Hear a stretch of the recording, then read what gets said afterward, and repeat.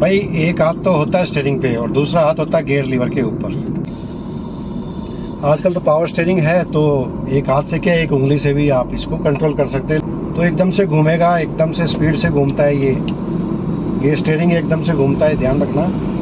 और ये कलाई भी तोड़ सकता है, क्योंकि दिमाग हमारा बहुत चालाक है। वो आपको ले जाएगा रिलैक्स मोड में। मानता हूँ हाथ दुख जाते हैं लॉन्ग रूट पे, लेकिन आप फिर भी दोनों हाथों का यूज़ करें। वो थोड़ा सा मेरे हिसाब से तो खैर गलत है, लेकिन आप अगर ऐसा करते हैं तो उस चीज़ से आप बचें।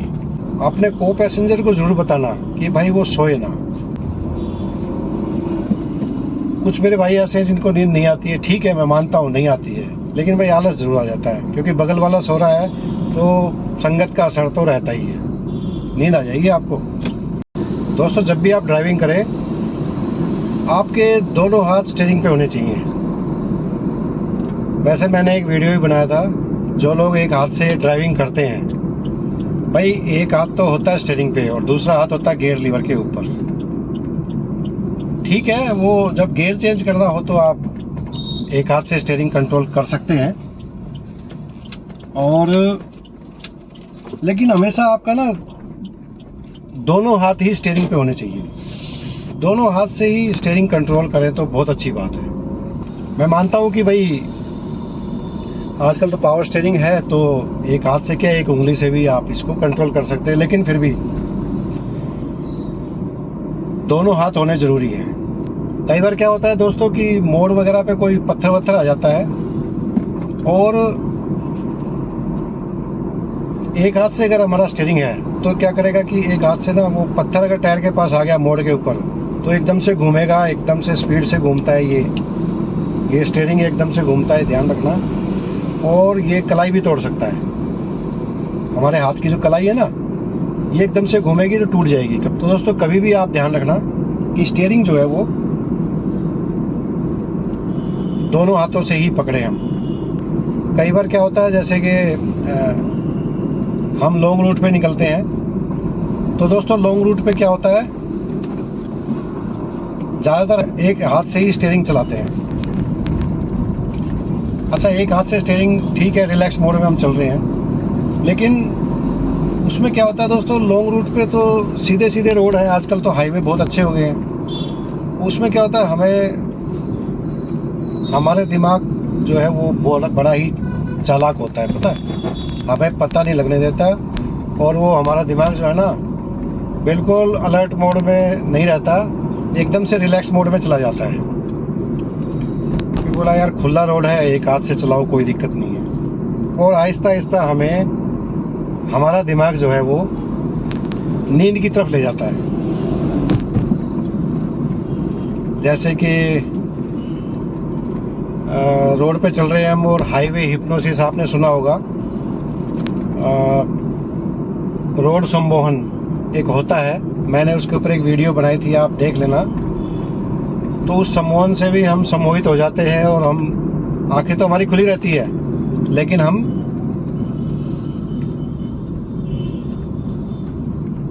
नींद की स्थिति में पहुंच जाते हैं। हमें पता ही नहीं रहता कि हम नींद में कब चले गए, क्योंकि दिमाग हमारा बहुत चालाक है। वो आपको ले जाएगा रिलैक्स मोड में, और आप आराम से रिलैक्स होकर चलाते रहेंगे, आपको पता नहीं लगेगा नींद कब आई। और फिर सीट को हम पीछे कर लेते हैं, थोड़ा और पीछे साइड में आराम से चलते हैं। मैंने तो खैर थोड़ी सीधी की हुई है, और मैं हमेशा सीधी करके ही चलाता हूँ, क्योंकि मुझे ये आदत है। क्योंकि ज़्यादा उसको पीछे लेटा के अगर मैं चलाऊँगा ना रिलैक्स मोड में, तो वो नींद आने का खतरा रहता है भाई।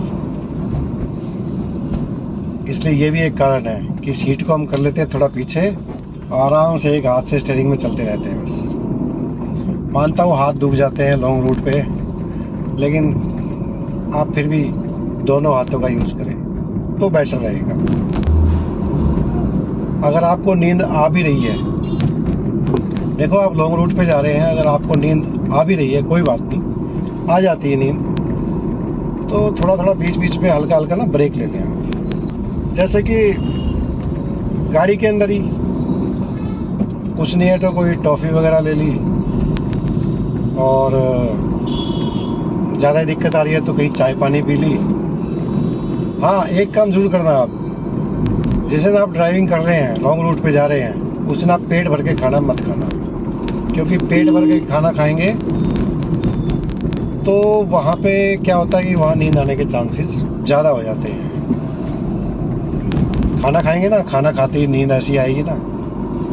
पेट भर खाना नहीं खाना, थोड़ा कम खाना है। हाँ, शाम को आप जहाँ जाते हो, जहाँ रुकते हो गाड़ी, होटल वगैरह में या जहाँ भी जा रहे हो आप, वहाँ भरपेट खाना खाना, कोई दिक्कत नहीं है। लेकिन यात्रा के दौरान भरपेट खाना खाना वो थोड़ा सा मेरे हिसाब से तो खैर गलत है, लेकिन आप अगर ऐसा करते हैं तो उस चीज़ से आप बचें। भरपेट खाना नहीं खाना, ना यात्रियों को ना खुद को। थोड़ा थोड़ा खाते चलो, कोई दिक्कत नहीं है। जैसे कि कुछ ड्राई फ्रूट रख लिए, या चने और गुड़, वो सबसे अच्छी चीज़ है, मैं तो रखता हूँ गाड़ी में। नमकीन वगैरह है, ये सब चीज़ें जो है ना ठीक ही रहती है।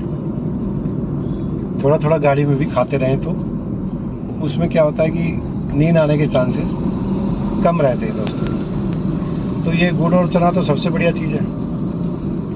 आप थोड़ा थोड़ा खाते रहो। अपने को पैसेंजर को ज़रूर बताना कि भाई वो सोए ना,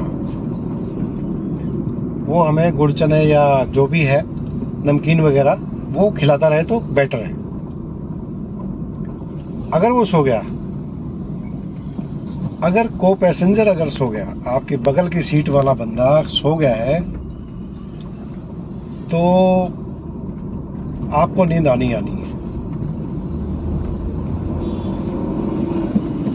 कुछ मेरे भाई ऐसे हैं जिनको नींद नहीं आती है, ठीक है, मैं मानता हूँ नहीं आती है, लेकिन भाई आलस जरूर आ जाता है, क्योंकि बगल वाला सो रहा है तो संगत का असर तो रहता ही है, नींद आ जाएगी आपको। तो दोस्तों इस चीज़ का आप रखें ध्यान, और लॉन्ग रूट पे जाते समय इन थोड़ा बातों का ध्यान रखें।